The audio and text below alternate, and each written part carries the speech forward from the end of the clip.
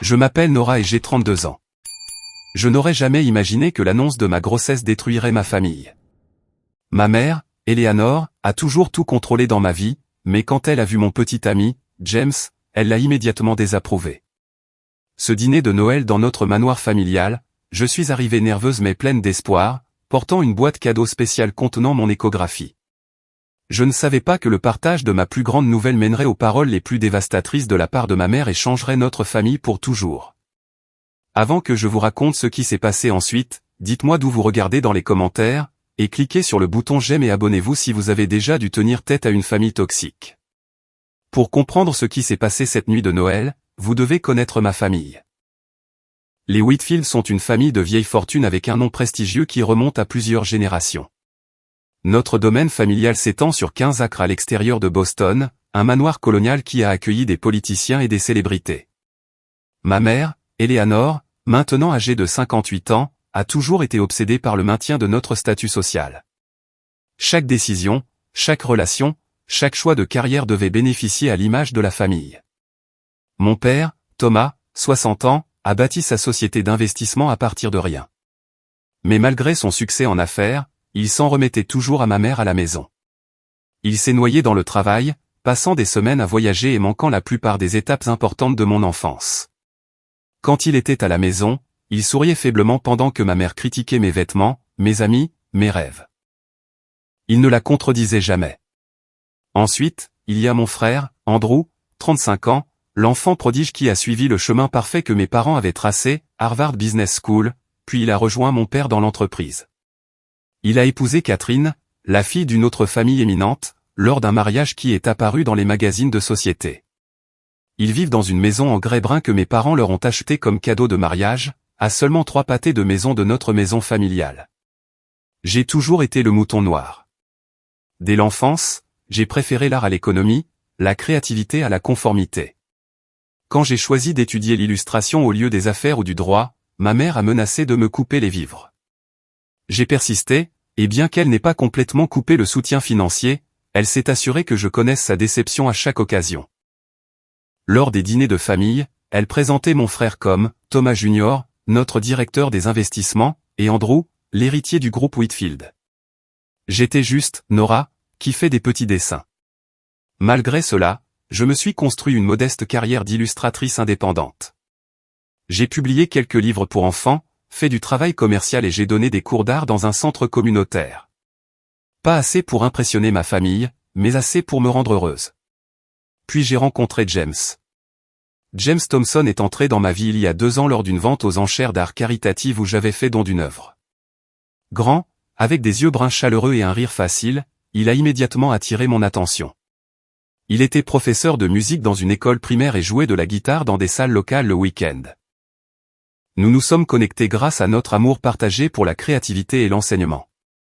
Notre premier rendez-vous a duré jusqu'à 3 heures du matin, à parler de tout, des rêves d'enfance aux céréales préférées pour le petit déjeuner.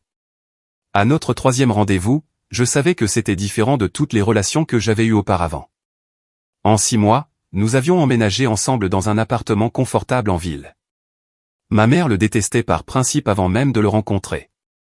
Un musicien sans relation familiale ni revenu substantiel n'était pas du calibre des Whitfield.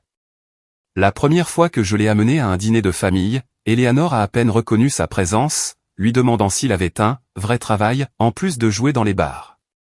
Quand il a poliment expliqué son poste d'enseignant et sa passion pour l'éducation musicale, elle a changé de sujet.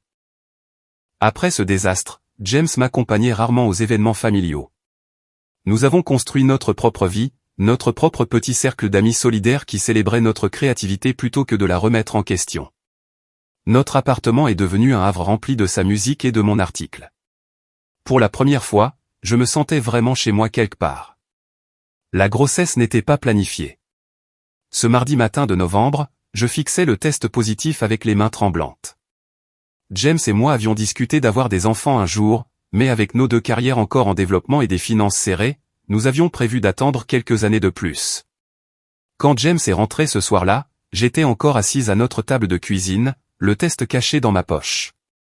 Il a immédiatement senti que quelque chose n'allait pas et s'est assis à côté de moi, prenant mes mains dans les siennes. Je n'oublierai jamais la façon dont son expression a changé quand je lui ai annoncé la nouvelle. Il y a eu du choc, certainement, mais ensuite ses yeux se sont remplis d'un tel émerveillement et d'une telle joie que mes propres peurs ont commencé à fondre. Il m'a serré dans ses bras si fort que je pouvais sentir son cœur battre la chamade. Pendant des heures cette nuit-là, nous avons parlé de notre avenir, les défis, les changements, les peurs, mais surtout, l'amour que nous ressentions déjà pour cette petite vie que nous avions créée ensemble. Au matin, ce qui avait commencé comme un choc s'était transformé en un engagement partagé. Nous allions être parents, et quoi qu'il arrive, nous y ferions face ensemble. La décision d'annoncer la grossesse à Noël n'a pas été facile. Je n'étais qu'à 10 semaines, et une partie de moi voulait attendre que le premier trimestre soit passé. Mais avec toute la famille réunie, cela semblait être le bon moment. Malgré tout, je voulais désespérément le soutien et la bénédiction de ma famille. La semaine avant Noël, j'ai préparé un cadeau spécial pour ma mère. J'ai placé l'échographie dans un cadre en argent, rangé à l'intérieur d'une boîte en bois artisanale avec l'initiale de la famille gravée sur le couvercle. À côté, j'ai placé un minuscule bracelet de bébé en argent qui avait appartenu à ma grand-mère, transmis de génération en génération de femmes Whitfield. Ma mère me l'avait donné pour mon 16e anniversaire, en disant qu'il irait un jour à ma fille. J'étais certaine qu'une fois qu'elle verrait ces liens significatifs avec la tradition familiale, elle surmonterait sa désapprobation de James. Comme je me trompais terriblement. Le 24 décembre est arrivé avec une douce chute de neige qui a recouvert Boston de blanc. James m'a embrassé pour me dire au revoir à la porte de notre appartement, me serrant la main pour m'encourager. Nous avions décidé qu'il rejoindrait ma famille le lendemain, me laissant l'espace de partager la nouvelle avec eux d'abord. En y repensant, je crois qu'une partie de moi voulait le protéger de la réaction initiale de ma mère. Je suis arrivé à 18 h. L'allée de gravier était déjà bordée de voitures de luxe. Le manoir ressemblait à quelque chose d'une carte de Noël, avec des décorations professionnelles ornant chaque fenêtre et chaque porte. Des milliers de lumières blanches illuminaient les terrains enneigés, et une énorme couronne était accrochée à la porte d'entrée massive. Quand notre gouvernante de longue date, Martha, a ouvert la porte, son sourire familier et chaleureux m'a procuré un moment de réconfort. Elle m'avait pratiquement élevé pendant que mes parents étaient occupés par des obligations sociales et des voyages d'affaires. Elle m'a serré fort dans ses bras, me murmurant qu'elle avait fait mes biscuits de Noël préférés. Le grand hall d'entrée était impeccablement décoré avec un arbre de 3,6 mètres dégoulinant d'ornements anciens et de rubans coordonnés or et bordeaux. Des portraits de famille bordaient les murs, chroniquant des générations de Whitfield en pose formelle. Le dernier ajout était le portrait de famille d'Andrew, exposé bien en évidence au centre. J'ai remarqué qu'il n'y avait pas de photos récentes de moi. Ma mère est apparue du salon, une flûte de champagne déjà à la main.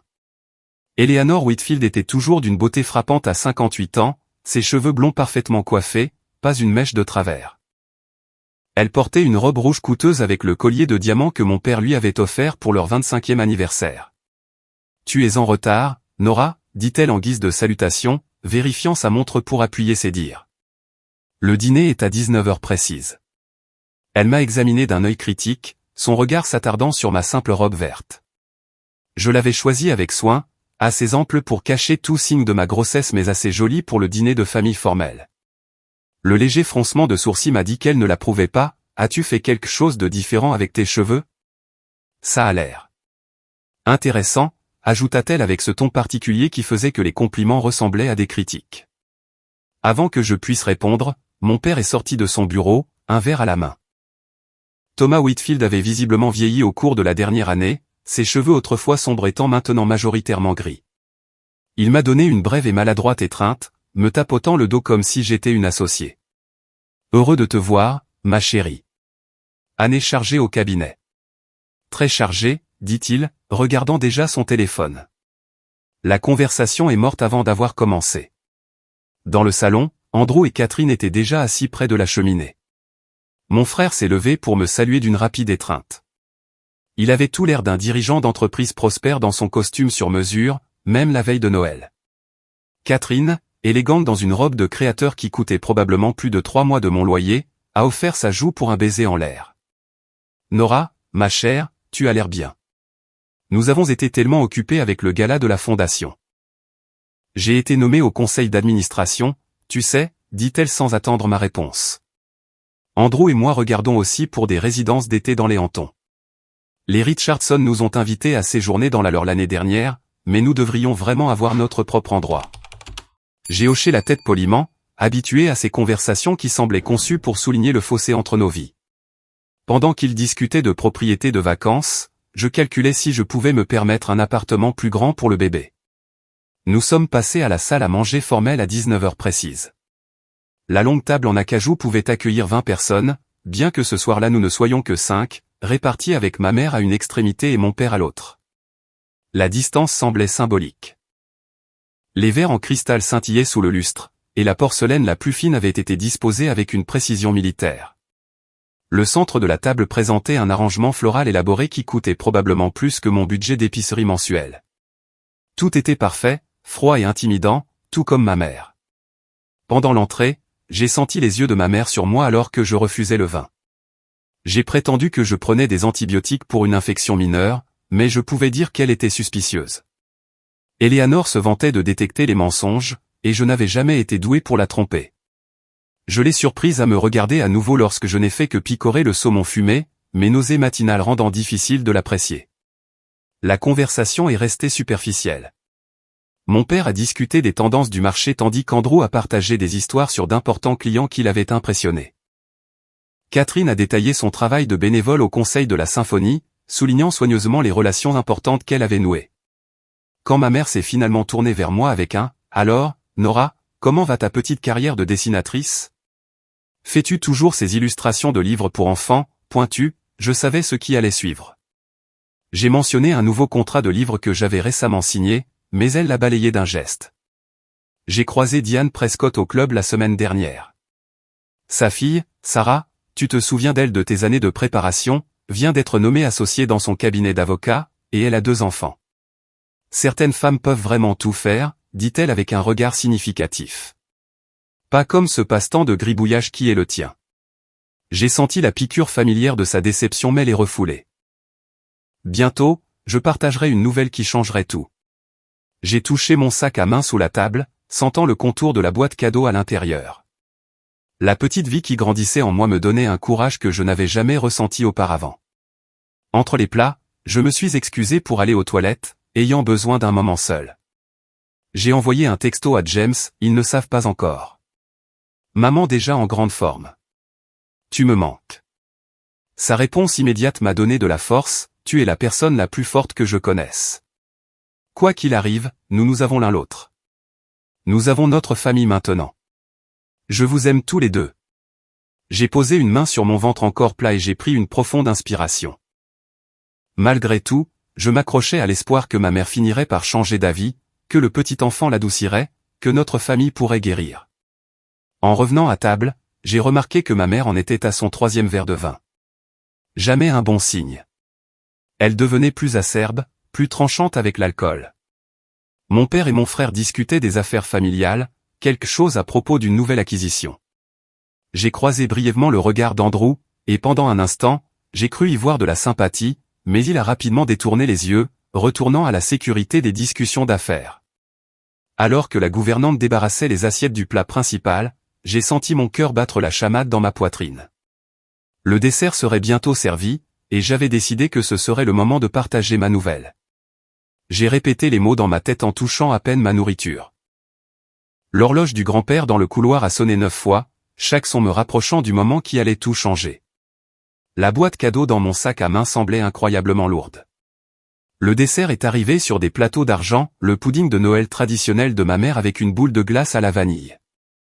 La scène de fête parfaite était complète, avec la cheminée crépitant en arrière-plan et une douce musique classique jouant à travers des haut-parleurs cachés. De l'extérieur, nous devions ressembler à la famille parfaite célébrant un parfait réveillon de Noël. J'ai poussé le dessert dans mon assiette, mon appétit ayant complètement disparu maintenant. Le poids de mon secret m'oppressait, rendant la respiration difficile dans la salle à manger trop chaude. Ma mère parlait maintenant de la saison caritative à venir, énumérant les événements et expliquant pourquoi chacun était essentiel pour maintenir notre position sociale. « As-tu reçu ton invitation au gala d'hiver » demanda Eleanor à Catherine, ignorant complètement ma présence. « C'est l'événement le plus important de la saison. Le gouverneur sera là, ainsi que les Harris et les Winthrop. » Catherine hocha la tête avec empressement. « Nous avons déjà réservé une table. Andrew est sponsor au niveau platine cette année. Ma mère a souri d'un air approbateur avant de se tourner vers moi avec une expression totalement différente. Je suppose que tu ne seras pas présente cette année non plus. Non pas que ça ait de l'importance. Les billets sont probablement hors de tes moyens, de toute façon. Le schéma familier d'exclusion et de dénigrement a continué alors qu'elle discutait des projets d'été et des conseils d'administration caritatifs. J'avais presque décidé de reporter mon annonce lorsque ma mère m'a offert une ouverture inattendue. Alors, Nora, dit-elle en faisant tourner le vin dans son verre. Des nouvelles excitantes dans ta vie ? Bien que je ne puisse imaginer ce qui pourrait être excitant dans le fait de dessiner des images pour gagner sa vie. La table est devenue silencieuse. C'était le moment que j'attendais, bien que non livré avec la chaleur que j'avais espérée. J'ai posé ma cuillère et j'ai pris une profonde inspiration. En fait, j'ai des nouvelles à partager, commençai-je, ma voix plus stable que je ne l'avais prévu. Je voulais que vous soyez les premiers à le savoir. J'ai fait une pause, regardant chaque visage autour de la table. Mon père avait finalement posé son téléphone. Andrew avait l'air curieux. Catherine a haussé un sourcil parfaitement dessiné. Et ma mère. Elle avait déjà ce regard de déception préparé, supposant que ma nouvelle ne l'impressionnerait pas. Je suis enceinte, dis-je, les mots suspendus dans l'air. James et moi allons avoir un bébé. Vous allez être grands-parents. Pendant 3 secondes atroces, personne n'a parlé. Personne n'a bougé. Le seul son était le tic-tac de l'horloge du grand-père dans le couloir. Mon père a rompu le silence avec un « Que as-tu dit ?» étouffé. Je vais avoir un bébé, ai-je répété, un petit sourire se formant malgré mon anxiété. Je suis dû en juin. J'ai regardé ma mère, espérant contre tout espoir voir de la joie, de l'excitation, même une acceptation réticente.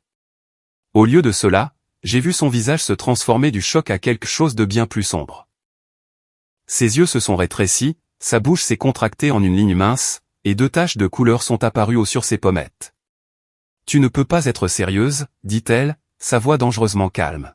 « Je suis très sérieuse, répondis-je, plaçant instinctivement une main protectrice sur mon ventre. Nous sommes ravis d'eux. Avec qui, interrompit-elle, posant son verre de vin avec une telle force que le liquide rouge a éclaboussé la nappe blanche. Ce musicien? Ce moins que rien sans le sou? Son nom est James, dis-je fermement. Et oui, nous allons avoir ce bébé ensemble. Nous sommes engagés l'un envers l'autre, et... Eleanor se leva si brusquement que sa chaise racla bruyamment le parquet. Son visage était déformé par une rage que j'avais rarement vue si ouvertement affichée. Ma mère se targuait de son contrôle, de ne jamais montrer d'émotion de manière inconvenante. Mais maintenant, toute prétention de civilité avait disparu. Je ne veux ni de toi ni de ce bâtard dans cette famille, cracha-t-elle, sa voix s'élevant à chaque mot. Tu es morte pour moi et rayée du testament. Comprends-tu? Je n'aurai pas le nom Whitfield souillé par un enfant illégitime de musicien. Mère, intervint Andrew, l'air choqué par son explosion. Elle l'ignora complètement, son attention entièrement tournée vers moi. Ces mots venaient maintenant plus vite, plus tranchants, conçus pour couper aussi profondément que possible. Penses-tu que c'est pour ça que je t'ai élevé? Pour te jeter sur un moins que rien qui ne pourrait même pas entretenir une plante d'intérieur, encore moins une famille. Et maintenant tu t'es piégé avec un enfant? Son rire était cassant et cruel. De quoi vivrez-vous? De tes petits gribouillages? De ces concerts de guitare dans les cafés? J'ai ressenti chaque mot comme un coup physique. Malgré ma préparation à sa désapprobation, je n'avais jamais imaginé un tel niveau de venin. Tu n'as été qu'une déception depuis le jour où tu as tourné le dos à tout ce que nous t'avions offert. Et maintenant ça, elle a fait un geste sauvage vers mon ventre, comme si mon enfant à naître était quelque chose de dégoûtant. C'est là que je trace la limite. Si tu gardes ce bébé, si tu restes avec cet homme, tu n'es plus ma fille, plus une Whitfield. Mes yeux se sont remplis de larmes, mais j'ai refusé de les laisser couler. Je ne lui donnerai pas cette satisfaction. Thomas. Eleanor a aboyé sur mon père. Dis-lui. Mon père, qui était resté silencieux tout au long de l'échange, semblait maintenant piégé. Ses yeux passaient de sa femme à moi. Nora, commença-t-il avec hésitation. Ta mère est contrariée. Peut-être devrais-tu réfléchir à cela plus attentivement. Pense à ce que tu abandonnes. Le nom de famille, ta position, ton héritage. Tout ça pour. Il s'est interrompu, incapable ou peu disposé à finir sa pensée. Tout ça pour l'amour, ai-je complété, ma voix tremblante maintenant. Tout ça pour mon enfant. Pour mon bonheur. Eleanor a fait un bruit dédaigneux. L'amour. Le bonheur. Quelle notion puérile. J'attendais plus de maturité de ta part, Nora. Je me suis tourné vers Andrew, une partie de moi espérant encore le soutien de mon seul frère. Il a croisé mon regard brièvement avant de baisser les yeux sur son assiette. Son silence était sa propre forme de trahison. Catherine a simplement observé la scène se dérouler avec un mélange de malaise et autre chose. Quelque chose qui ressemblait presque à de la satisfaction de voir le mouton noir tomber encore plus bas. Alors que la tirade de ma mère continuait, chaque mot plus blessant que le précédent, j'ai senti quelque chose se briser en moi. Pas mon cœur, bien qu'il soit certainement en train de se fissurer. Non, ce qui s'est brisé, c'est la chaîne qui m'avait lié à l'approbation de ma famille pendant 32 ans. Le besoin désespéré de les rendre fiers de moi un jour ou l'autre, d'être suffisante à leurs yeux. Je n'ai pas besoin de ton argent, mère, dis-je doucement quand elle a finalement fait une pause pour respirer. Je n'en ai jamais eu besoin. La pièce est redevenue silencieuse alors que je me levais, ramassant mon sac à main et mon manteau. Mais Eleanor n'avait pas fini. Tu le regretteras, Nora, dit-elle, sa voix maintenant redevenue froide et contrôlée.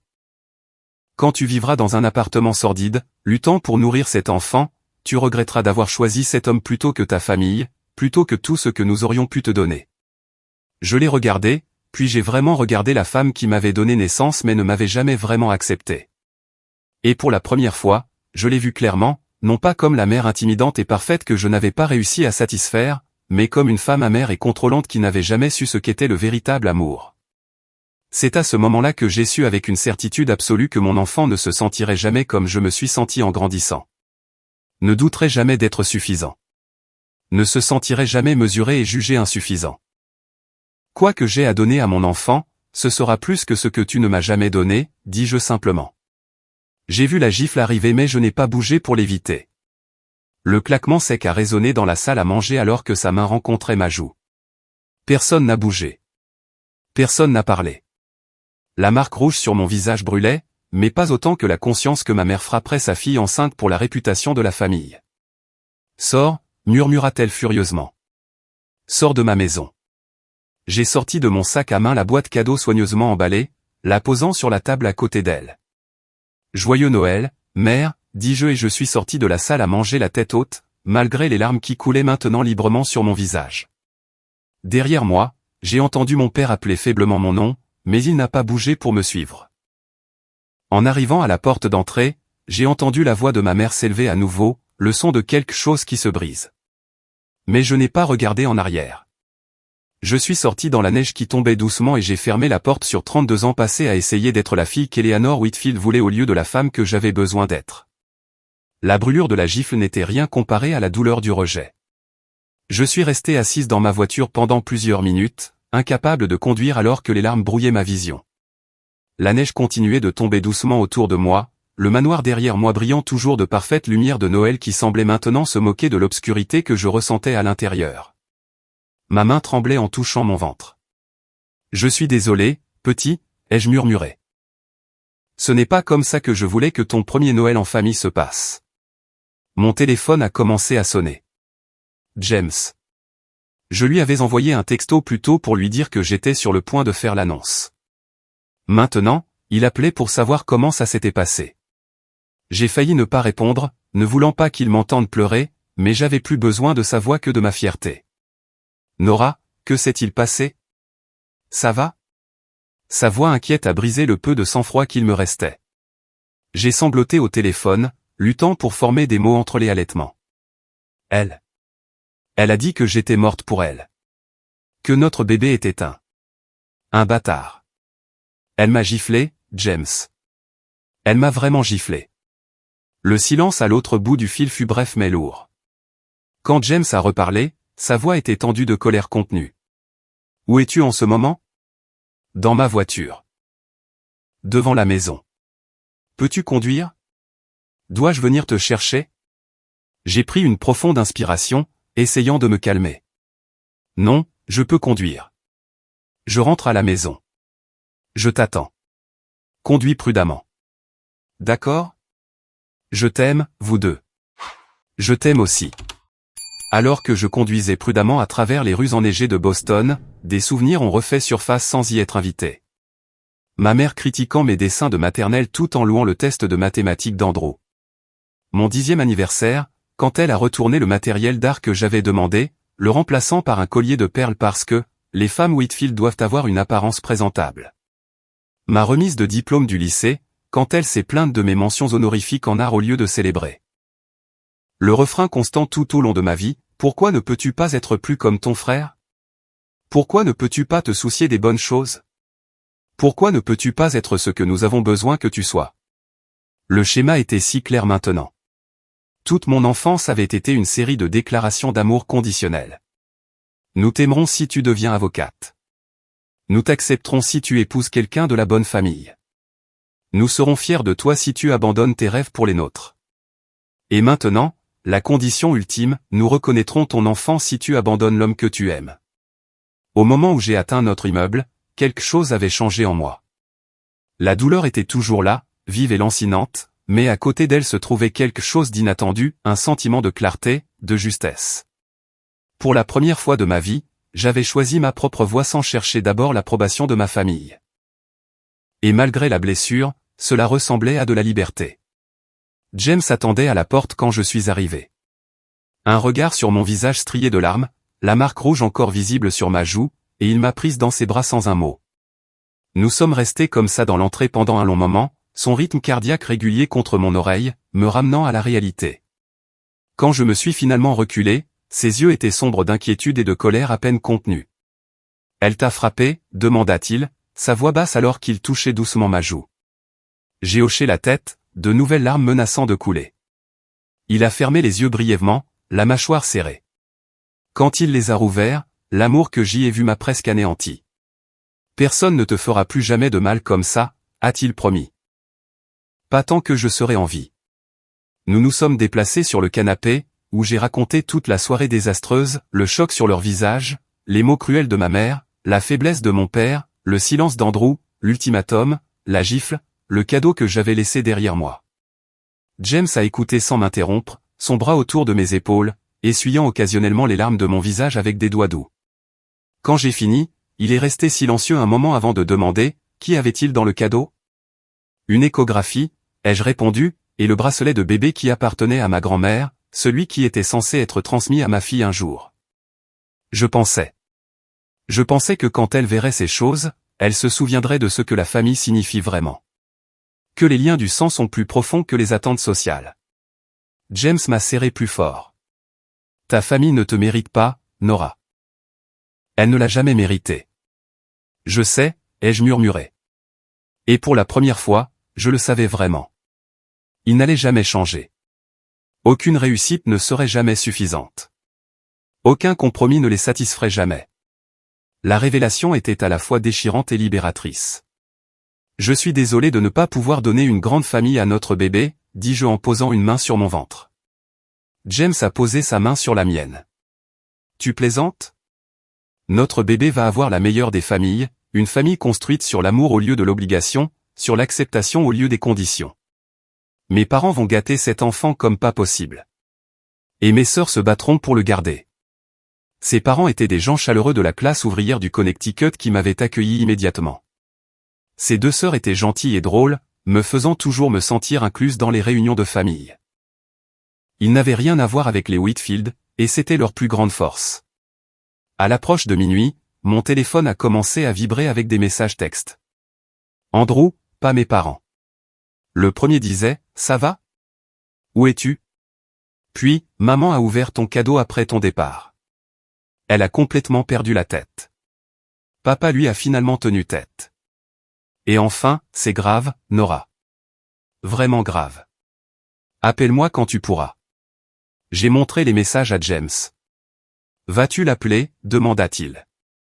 J'ai fixé le téléphone, des émotions contradictoires s'agitant en moi. Une partie de moi voulait savoir exactement ce qui s'était passé après mon départ. Une autre partie ne voulait plus jamais leur parler. Pas ce soir, ai-je décidé. Demain, peut-être, mais pas ce soir. James a hoché la tête, comprenant sans mots. Il s'est levé et a disparu dans notre chambre, revenant quelques instants plus tard avec un petit paquet emballé dans du papier argenté.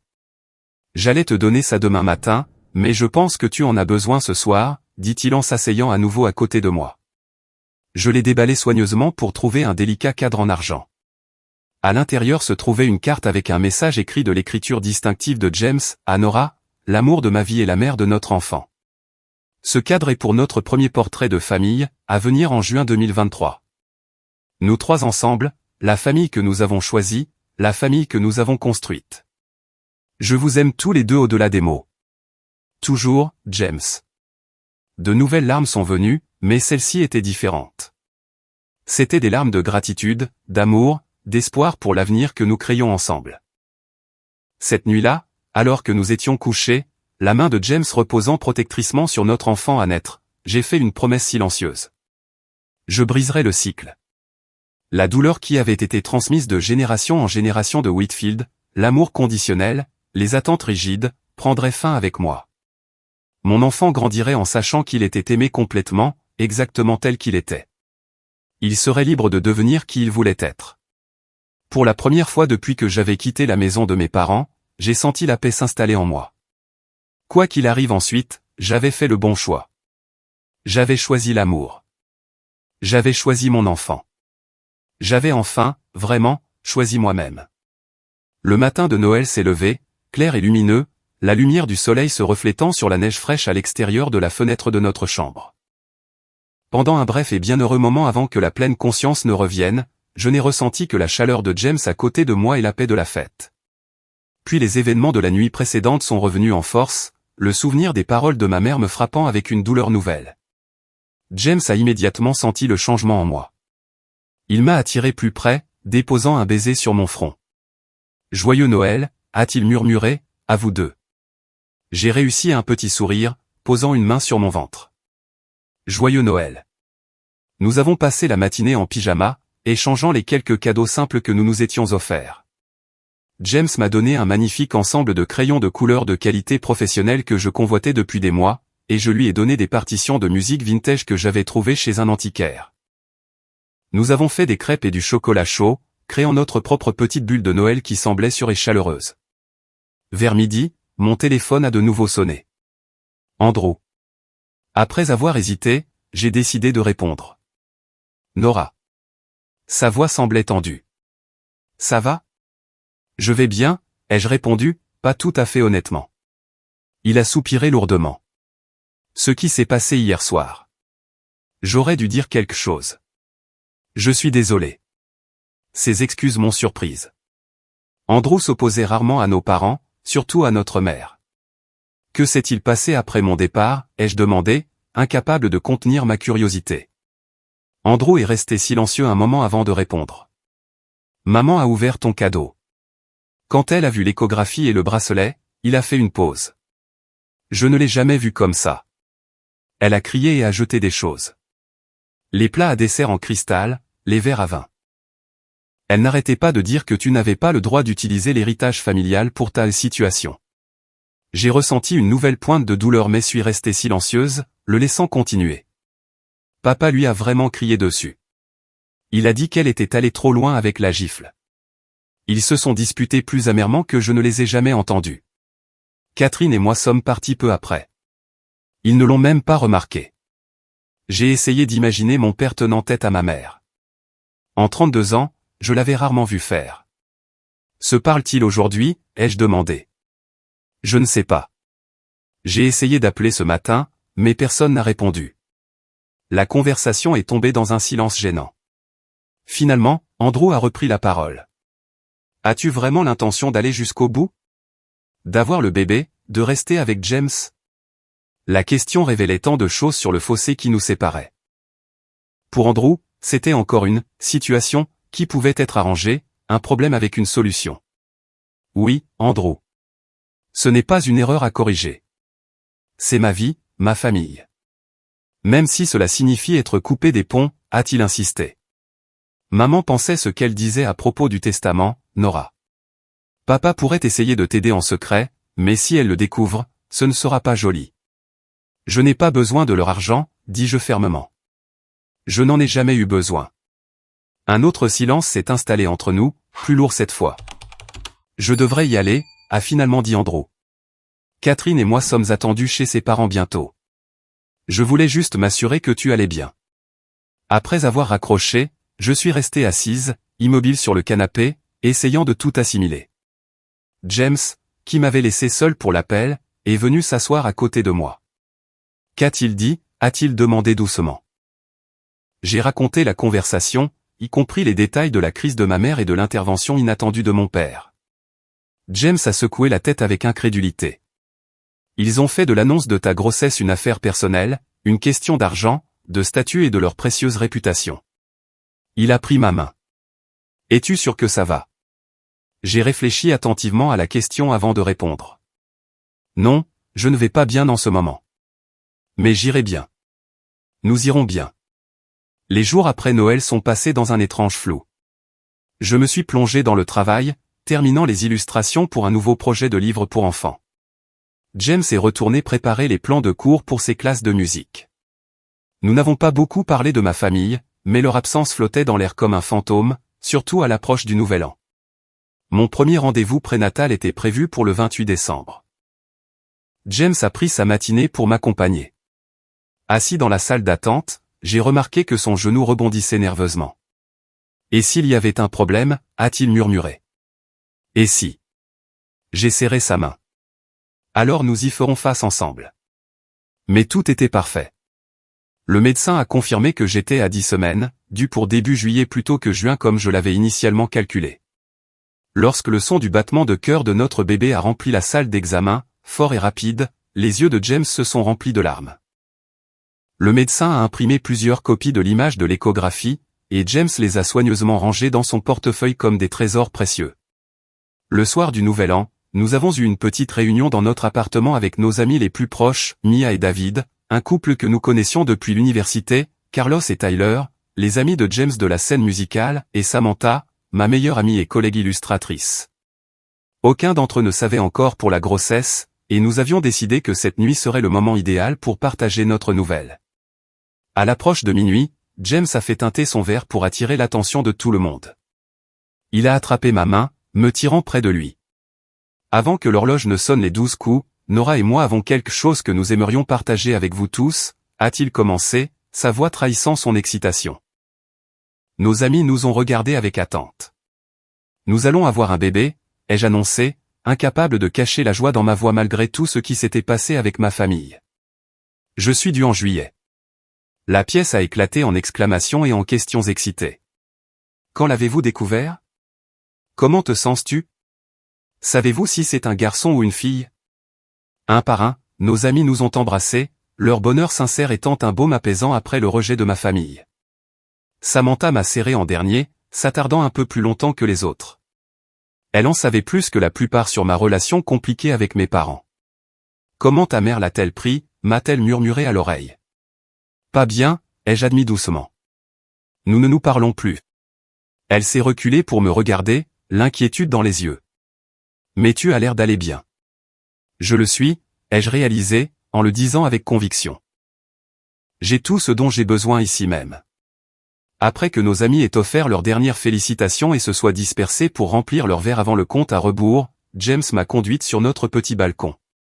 La ville s'étendait devant nous, les lumières scintillant contre le ciel nocturne. J'ai autre chose pour toi, dit-il, l'air soudainement nerveux. J'allais attendre, mais après tout ce qui s'est passé. À ma grande surprise, il s'est agenouillé, sortant une petite boîte en velours de sa poche. Nora Whitfield, j'avais tout un discours de prévu sur combien je t'aime, comment tu as changé ma vie, comment je ne peux pas imaginer un jour sans toi. Mais en te voyant ces derniers jours, à quel point tu as été forte, comment tu nous as choisis, notre famille, plutôt que tout le reste, il s'est interrompu, visiblement ému. Je sais juste que je suis l'homme le plus chanceux du monde. Veux-tu m'épouser ? Il a ouvert la boîte pour révéler une bague simple mais magnifique, un petit diamant flanqué de 2 saphirs. Rien à voir avec les pierres ostentatoires que ma mère considérait comme acceptables, mais parfaites de toutes les manières qui comptaient. Oui, ai-je murmuré, puis plus fort, oui, bien sûr que je le veux. Alors que James glissait la bague à mon doigt, des acclamations ont éclaté derrière nous. Nos amis avaient tout vu à travers les portes du balcon et applaudissaient et sifflaient maintenant leur approbation. À l'intérieur, la télévision montrait Times Square comptant les dernières secondes de l'année. Nous avons rejoint nos amis, et alors que l'horloge sonnait minuit, James m'a embrassé avec une telle tendresse que j'ai senti les larmes me monter aux yeux. « Bonne année », a-t-il murmuré contre mes lèvres. À de nouveaux commencements. À ce moment-là, entouré de gens qui nous aimaient et nous acceptaient vraiment, j'ai ressenti un profond sentiment de justesse. La douleur du rejet de ma famille était toujours là, une douleur sourde dans ma poitrine.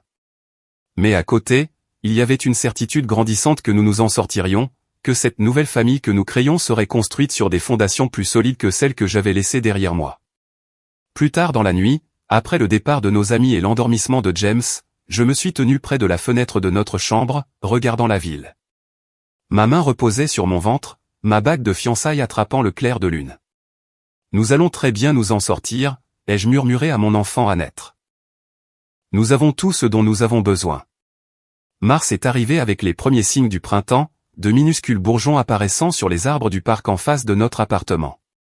J'étais maintenant enceinte de 4 mois, mon ventre autrefois plat étant maintenant distinctement arrondi. Les nausées matinales qui m'avaient tourmenté tout au long du premier trimestre s'étaient enfin calmées, remplacées par une surprenante vague d'énergie et de créativité. Je n'avais pas parlé à mes parents depuis la veille de Noël. Andrew appelait occasionnellement, des conversations brèves et gênantes qui révélaient la tension croissante entre nous. Il était pris au milieu, peu disposé à défier ouvertement nos parents mais mal à l'aise avec la rupture complète des liens avec moi. Catherine était enceinte aussi, m'avait-il confié lors d'un appel, mais m'avait averti de ne pas en parler à nos parents. Ils attendaient le « moment parfait » pour l'annoncer. James et moi nous étions installés dans un nouveau rythme, préparant l'arrivée du bébé tout en continuant notre travail. Nous avions commencé à chercher un appartement un peu plus grand, quelque chose avec une deuxième chambre pour la nurserie. Notre budget était serré, mais nous étions déterminés à y arriver sans aucune aide de ma famille. Ma carrière d'illustratrice avait pris un tournant inattendu pour le mieux. L'éditeur de mon dernier livre pour enfants m'avait offert un contrat pour une série de 4 autres livres avec une avance plus élevée que je n'en avais jamais reçue. L'éditrice a mentionné que mon travail récent avait une nouvelle profondeur et une qualité émotionnelle qui avaient attiré l'attention de tout le monde. James continuait d'enseigner la musique à l'école primaire mais avait également décroché plus de concerts le week-end dans de meilleures salles. Son groupe avait été présenté dans un magazine local comme des artistes prometteurs à surveiller, et il parlait d'enregistrer un EP cet été. Nous étions occupés, parfois stressés par les finances, mais fondamentalement heureux. La vie qui grandissait en moi donnait à tout un nouveau but, une raison d'avancer malgré la douleur persistante du rejet de ma famille. Puis, un mardi pluvieux de fin mars, une lettre est arrivée. La lourde enveloppe crème portait l'entête du cabinet d'avocat de mon père, mais à l'intérieur se trouvait une note manuscrite sur le papier à lettres personnelles de mon père. Nora, j'espère que cette lettre te trouve en bonne santé. J'ai beaucoup pensé à cette nuit-là et à mon rôle dans ce qui s'est passé. J'aurais dû te défendre. J'aurais dû être plus fort. Si tu es d'accord, j'aimerais qu'on se rencontre pour parler. Juste toi et moi. Sans pression, sans attente. Tu me manques, et j'aimerais faire partie de la vie de mon petit enfant si tu me le permets. Ta mère ne sait pas que je te contacte. S'il te plaît, appelle mon numéro privé si tu es ouverte à une rencontre. Avec amour, papa. J'ai lu la lettre plusieurs fois, les émotions s'agitant en moi. Une partie de moi voulait la déchirer, pour me protéger de nouvelles blessures. Une autre partie, celle qui avait toujours aspiré à l'approbation et à l'amour de mon père, voulait l'appeler immédiatement. J'ai montré la lettre à James ce soir-là. Qu'en penses-tu, ai-je demandé après qu'il l'ait lu 2 fois. Il a réfléchi attentivement avant de répondre. Je pense que tu devrais le rencontrer, mais à tes conditions. Dans un lieu public, et tu devrais être très clair sur tes limites. Penses-tu qu'il est sincère? James a soupiré. Je ne sais pas. Il a passé toute sa vie à s'en remettre à ta mère, mais devenir grand-père peut changer les gens. Peut-être qu'il veut vraiment une relation indépendante d'elle. Après 2 jours de délibération, j'ai appelé mon père. La conversation fut brève et quelque peu guindée, mais nous avons convenu de nous rencontrer dans un petit café à mi-chemin entre son bureau et mon appartement, en terrain neutre. Quand je suis arrivé au café le lundi suivant, mon père était déjà là, assis à une table dans un coin, loin des fenêtres. Il avait l'air plus âgé qu'à Noël. Plus de rides autour des yeux, ses épaules légèrement voûtées. Quand il m'a vu, il s'est levé rapidement, ses yeux s'écarquillant légèrement à la vue de ma grossesse visible. Nora, merci d'être venue, dit-il, la voix rauque d'émotion. Nous nous sommes assis l'un en face de l'autre, un silence gênant s'installant entre nous. J'ai commandé une tisane. Il a commandé un café noir. Quand le serveur est parti, il a repris la parole. Tu as l'air bien. La grossesse te va bien.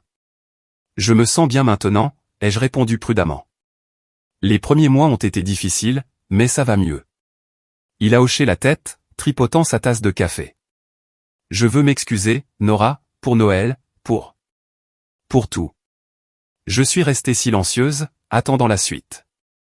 J'aurais dû tenir tête à ta mère il y a des années. La façon dont elle te traitait, la façon dont elle favorisait Andrew, les critiques constantes. J'ai laissé faire. Je me suis noyé dans le travail et j'ai fait semblant de ne pas voir à quel point ça te blessait.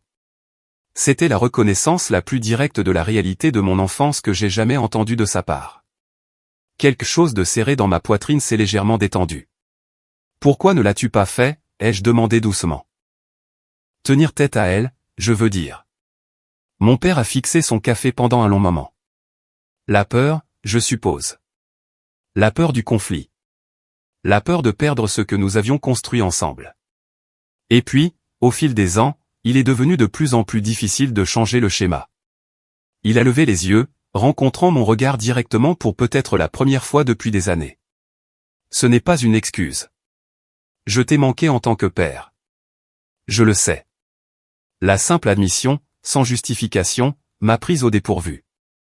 J'ai senti les larmes menacées et les ai ravalées. Et maintenant, ai-je demandé.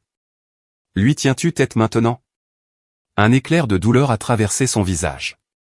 Ta mère et moi. Les choses ne vont pas bien depuis longtemps. La nuit de Noël, après ton départ, nous avons eu la pire dispute de notre mariage.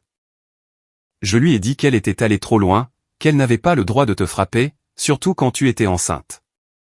Il a fait une pause, déglutissant difficilement. Elle a dit que je devais choisir, ma loyauté envers elle ou envers toi. Nous ne nous sommes pas vraiment parlé depuis, sauf pour des questions pratiques. Je ne m'attendais pas à ça. Malgré leurs problèmes évidents, mes parents avaient toujours présenté un front uni au monde. Je suis désolé, ai-je dit automatiquement, puis je me suis reprise.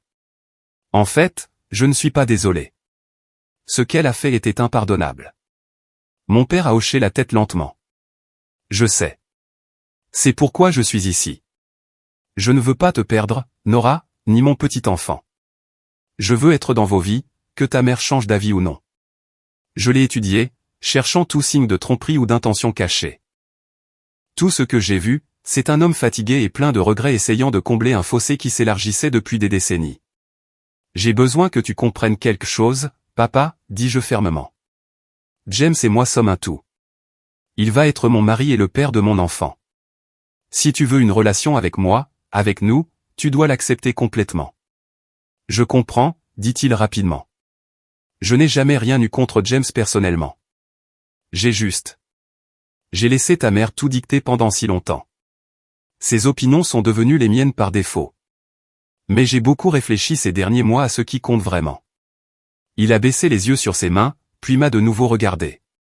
J'aimerais le rencontrer correctement, apprendre à connaître l'homme que ma fille aime. Au moment où nous avons quitté le café 2 heures plus tard, quelque chose de fondamental avait changé entre nous.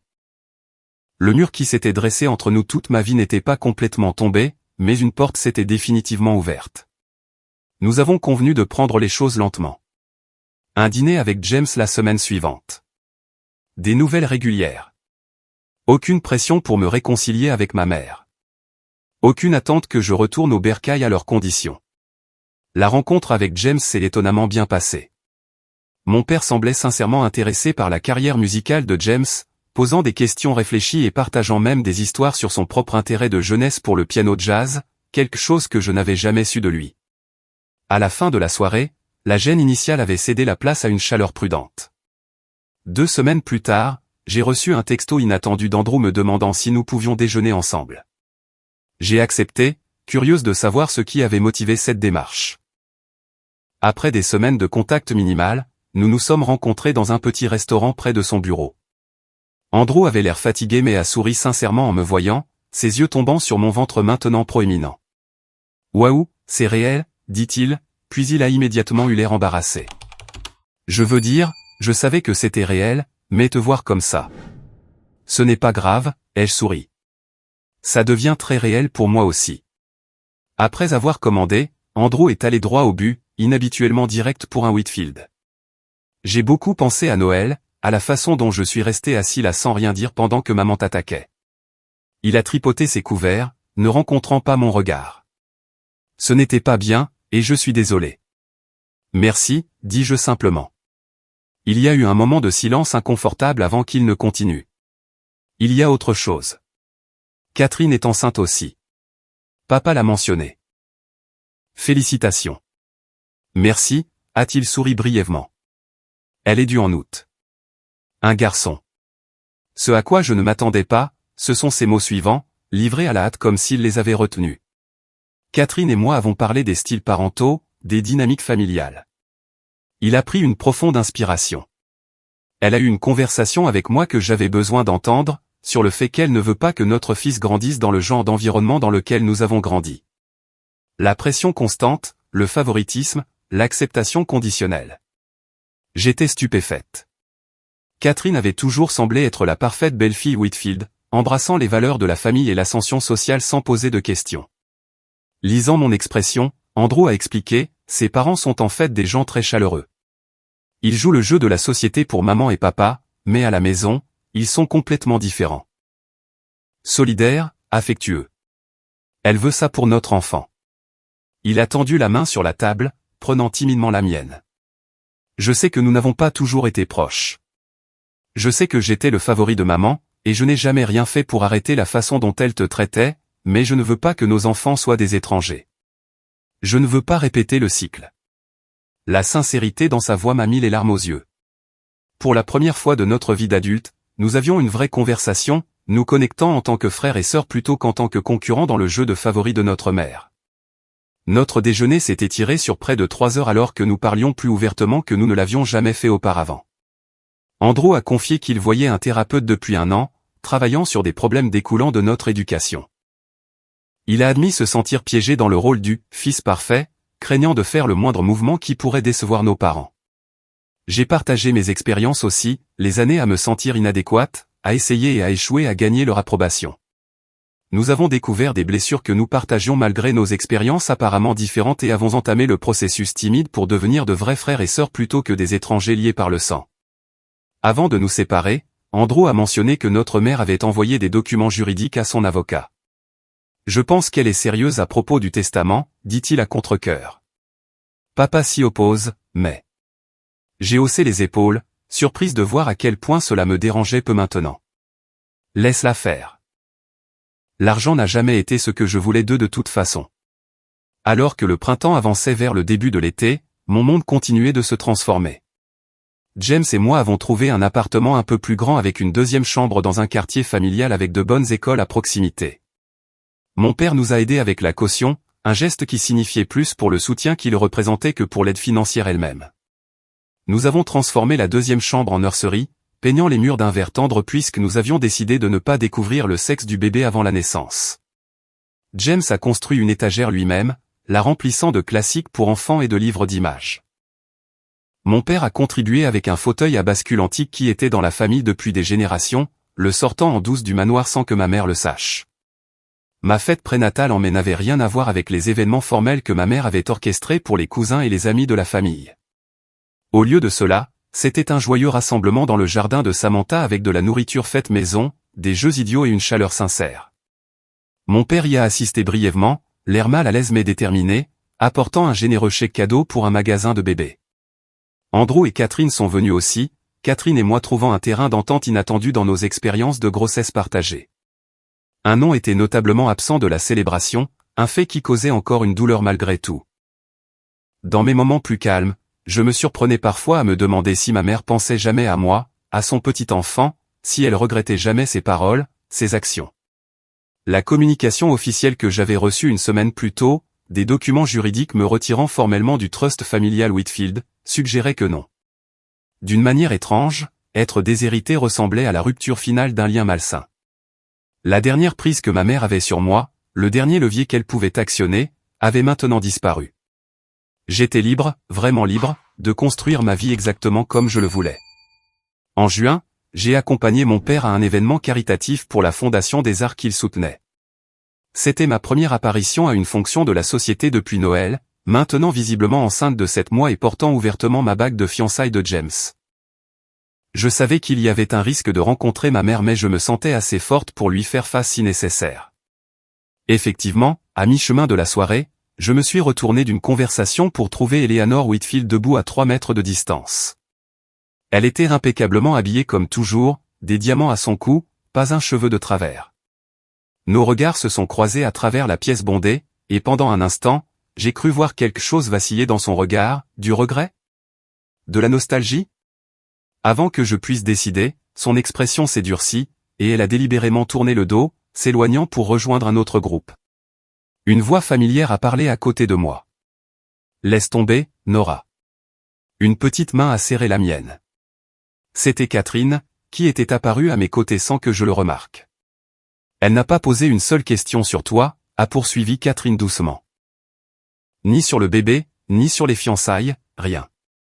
Andrew et moi avons essayé de parler de toi quelques fois, mais elle met fin à la conversation immédiatement. J'ai hoché la tête, ressentant un mélange complexe de douleur et d'acceptation. La confirmation finale de ce que j'avais toujours su, au fond de moi, Eleanor Whitfield ne changerait jamais. Elle ne mettrait jamais les besoins de quiconque au-dessus de sa propre vision de ce que notre famille devrait être. « Ça va ?» a demandé Catherine, une préoccupation sincère dans sa voix. J'ai regardé autour de la pièce les gens riches et polis engagés dans des conversations superficielles, mon père de l'autre côté de la pièce me regardant avec inquiétude, le dos rigide de ma mère alors qu'elle évitait délibérément de regarder dans ma direction. Puis j'ai pensé à James à la maison, mettant la touche finale à la nurserie, à notre petit mais lumineux appartement rempli de livres, de musique et d'amour, à la vie qui grandissait en moi, un nouveau départ, une chance de faire les choses différemment. Oui, dis-je avec une honnêteté totale. Plus que bien. Emma Grace Thompson est venue au monde un matin de juillet ensoleillé après 36 heures de travail, 3,4 kilos de perfection avec une touffe de cheveux noirs et des yeux qui deviendraient plus tard du même brun chaud que ceux de son père. Au moment où ils l'ont placée dans mes bras, les dernières ombres persistantes de doute et de douleur ont semblé s'évaporer. Rien de ce que ma mère avait dit ou fait n'avait plus d'importance. Aucun héritage ne pourrait jamais se comparer à ce petit miracle que nous avions créé. James a pleuré sans honte en tenant sa fille pour la première fois, lui murmurant des promesses contre sa petite tête.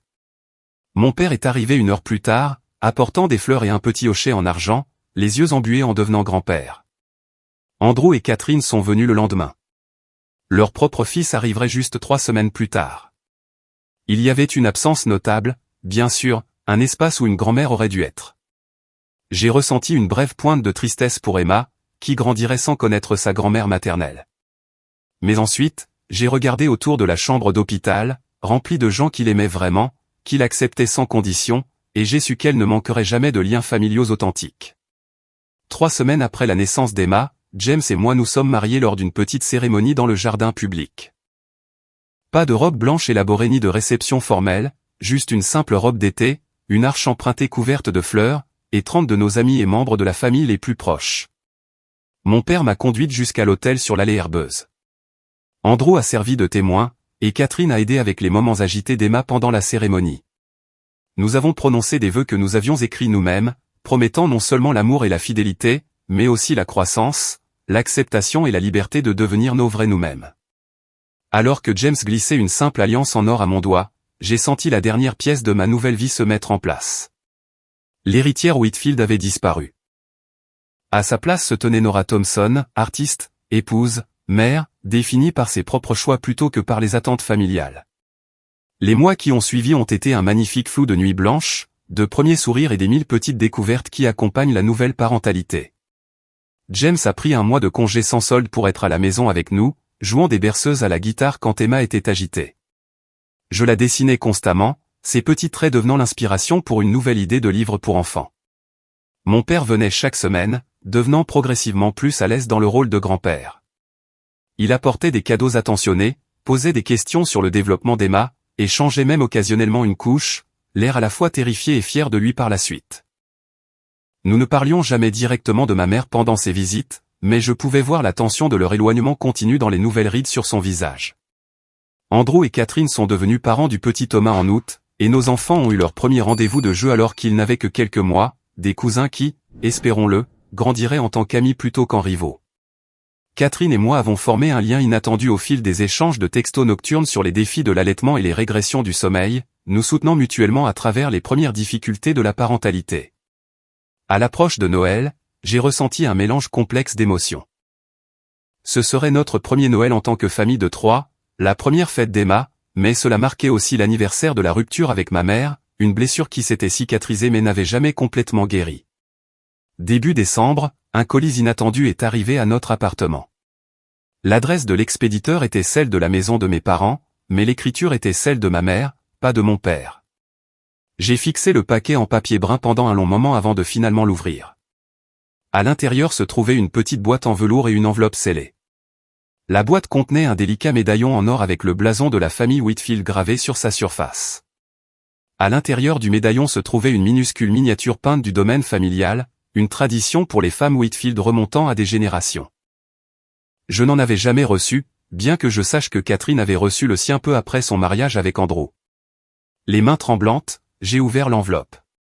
La note à l'intérieur était brève, écrite de l'écriture précise de ma mère. Nora, ceci appartient à Emma en tant que descendante Whitfield.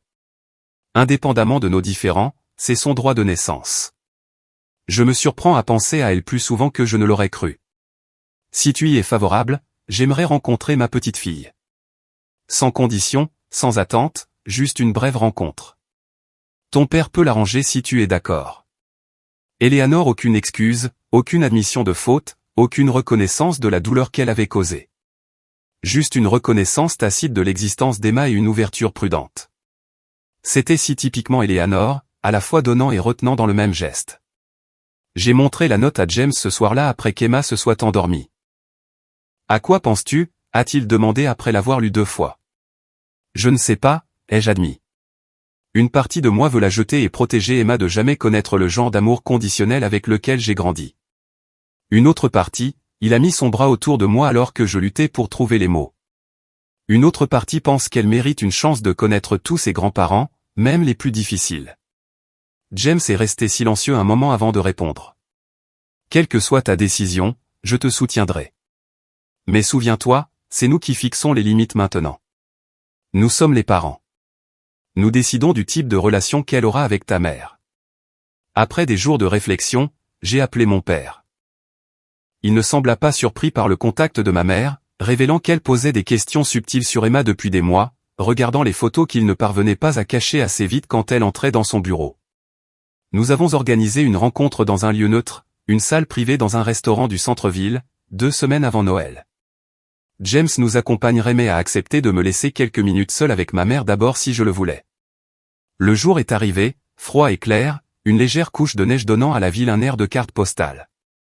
Emma, maintenant âgée de 5 mois, était adorable dans une robe de fête rouge, ignorant béatement l'importance de la rencontre à venir. Lorsque nous sommes entrés dans la salle à manger privée, ma mère était déjà assise à la table, impeccablement habillée comme toujours, son expression soigneusement contrôlée. Elle s'est levée à notre entrée, ses yeux immédiatement attirés par Emma dans mes bras. Pendant le plus bref instant, sa façade composée s'est fissurée, un éclair d'émotion sincère traversant son visage avant qu'elle ne reprenne le contrôle de ses traits. « Merci d'être venue, dit-elle formellement, puis elle hésita, inhabituellement incertaine. « Puis-je » Elle tendit les bras avec hésitation. Après un moment d'hésitation, j'ai soigneusement transféré Emma à sa grand-mère. Ma mère l'a tenue avec une aisance surprenante, étudiant ses traits avec une concentration intense. « Elle a tes yeux, dit-elle doucement. La forme, du moins. La couleur est celle de son père. » C'était la première fois qu'elle reconnaissait l'existence de James sans un commentaire acerbe. James a tendu poliment la main. « C'est un plaisir de vous revoir, Madame Whitfield. » Elle a regardé sa main tendue pendant un long moment avant de la prendre brièvement. « Monsieur Thompson. » Ce n'était guère chaleureux, mais c'était civil, ce qui semblait être une amélioration significative par rapport à notre dernière interaction. Le repas qui a suivi a été gênant mais sans hostilité manifeste. Ma mère a posé des questions appropriées sur le développement d'Emma, a écouté avec un intérêt apparent les réponses, et a même souri sincèrement quand Emma a attrapé son collier de perles avec ses doigts potelés. Quand Emma a commencé à s'agiter, James a proposé de l'emmener faire un tour dans le restaurant, me lançant un regard interrogateur pour confirmer que j'étais à l'aise d'être seul avec ma mère. J'ai légèrement hoché la tête, et il est parti avec Emma, fermant la porte derrière lui. Un lourd silence s'est installé entre nous. Ma mère a siroté son eau, son expression indéchiffrable. « Pourquoi maintenant ?» ai-je finalement demandé. Après un an de silence, pourquoi tendre la main maintenant? Elle a posé son verre soigneusement avant de répondre. J'ai vu le bébé d'Andrew à Thanksgiving. Thomas. C'est un enfant agréable. Cela m'a fait penser à l'autre petit enfant que j'ai. Elle a lissé un pli imaginaire de la nappe. Ton père parle d'elle constamment. Et de toi. Tu lui manques terriblement. Ce n'est pas ce que j'ai demandé, dis-je doucement mais fermement. Ma mère a rencontré mon regard directement pour la première fois. Je ne suis pas doué pour admettre mes erreurs, Nora. Tu le sais. Est-ce que c'est ça? Une admission d'erreur? Elle a soupiré, paraissant soudainement plus âgée, plus vulnérable que je ne l'avais jamais vue. J'ai mal réagi à Noël dernier. Les choses que j'ai dites étaient excessives. C'était ce qui se rapprochait le plus d'une excuse qu'Eleanor Whitfield avait probablement jamais donnée. Pas assez du tout pour effacer une vie d'amour conditionnel et une année de rejet complet, mais peut-être assez pour commencer un autre type de relation, une avec des limites claires et des attentes limitées. Je n'ai pas besoin de ton argent, mère, dis-je doucement. Je n'en ai jamais eu besoin. Ce dont j'avais besoin, c'était de ton acceptation, de ton amour sans condition. Mais Emma, elle mérite la chance de connaître sa grand-mère si tu es prête à être dans sa vie à nos conditions. Et quelles sont ces conditions? Aucune critique de nos choix parentaux. Aucune remise en question du rôle de James en tant que père. Aucune tentative de la modeler à ton image d'une Whitfield convenable. Elle sera qui elle est censée être, et tu l'aimeras pour cette personne exacte, ou tu ne feras pas partie de sa vie du tout. Ma mère est restée silencieuse pendant un long moment, considérant mes paroles. Je me suis préparé au rejet, au familier rejet froid de tout ce qui contredisait sa vision de la façon dont les choses devraient être. Au lieu de cela, elle a hoché la tête une fois, de manière décisive. Je crois que je peux respecter ces conditions. Ce n'était pas de l'enthousiasme. Ce n'était pas une transformation complète, mais c'était, peut-être, un début. Au cours des mois suivants, nous avons établi une relation prudente et limitée. Ma mère venait une fois par mois, se comportant toujours de la meilleure des manières autour d'Emma. Elle envoyait des cadeaux appropriés, posait des questions polies sur le développement d'Emma et faisait des efforts visibles pour reconnaître James comme un parent égal. Elle ne s'est jamais excusée directement pour son comportement passé, n'a jamais admis ouvertement ses regrets, mais le fait qu'elle se présentait régulièrement, à nos conditions, en disait long. Mon père s'est épanoui dans son rôle de grand-père, devenant plus ouvertement affectueux que je ne l'avais jamais vu. Lui et James ont développé une relation étonnamment chaleureuse, découvrant des intérêts communs pour le jazz et le baseball qui transcendaient leurs différents milieux. Andrew, Catherine et le bébé Thomas sont devenus des figures régulières dans nos vies. Les dîners du dimanche tournaient entre nos maisons, créant le genre de soutien familial élargi que j'avais toujours désiré. Catherine et moi rions parfois de l'improbabilité de notre amitié un an plus tôt, la parfaite belle-fille Whitfield et l'artiste déshérité échangeant maintenant des vêtements de bébé et des conseils parentaux. Quant à James et moi, nous sommes devenus plus forts à travers chaque défi. Sa carrière musicale a commencé à s'épanouir, son groupe signant avec un label indépendant. Mon livre pour enfants, inspiré de notre parcours, La famille que nous choisissons, a été accepté par un grand éditeur avec un contrat pour plusieurs livres. Nous n'étions pas riches selon les normes Whitfield, mais nous étions à l'aise, faisant un travail que nous aimions, élevant notre fille dans un foyer rempli de créativité et d'amour inconditionnel. Le premier anniversaire d'Emma est arrivé en juillet, célébré par une simple fête dans le parc local. Les amis, mon père, Andrew et Catherine avec Thomas, et même ma mère, y ont assisté, apportant des cadeaux attentionnés et des sourires sincères. En regardant Emma trotter entre ses grands-parents, poussant des cris de joie face à l'attention, j'ai ressenti un profond sentiment de paix. Ce soir-là, après le départ des invités et l'endormissement d'Emma, James et moi nous sommes assis sur notre petit balcon avec des verres de vin, regardant les lumières de la ville. Il y a un an aujourd'hui, tu étais en travail, m'a-t-il rappelé en prenant ma main. Le meilleur jour de ma vie, ai-je souri. Malgré les 36 heures de douleur. M'aurais-tu cru à l'époque si je t'avais dit que ta mère serait à sa fête d'anniversaire, que ta famille ferait à nouveau partie de nos vies? J'ai sérieusement réfléchi à la question. Non, je n'aurais pas cru que c'était possible. Mais d'un autre côté, je n'aurais jamais pensé être assez forte pour lui tenir tête en premier lieu. James a serré ma main. C'est ça, la famille, dit-il pensivement. Celle dans laquelle on est et celle que l'on crée.